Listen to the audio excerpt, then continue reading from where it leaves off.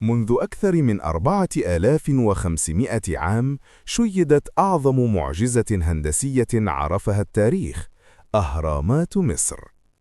في قلب الصحراء تقف أهرامات الجيزة شامخة، وأشهرها هرم الملك خوفو، الذي يعد أحد عجائب الدنيا السبع القديمة. بنيت الأهرامات خلال عصر الدولة القديمة، خاصة في عهد الأسرة الرابعة، لتكون مقابر ملكية تضمن للفرعون رحلة أبدية في العالم الآخر.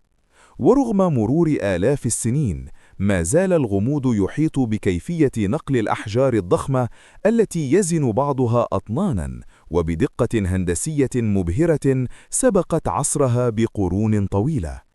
لم تكن الأهرامات مجرد قبور، بل كانت رمزاً للقوة والعقيدة والتقدم العلمي الذي وصل إليه المصريون القدماء. واليوم تقف الأهرامات شاهدة على حضارة خلدها التاريخ، لتبقى مصر مهداً لأعظم أسرار الإنسانية.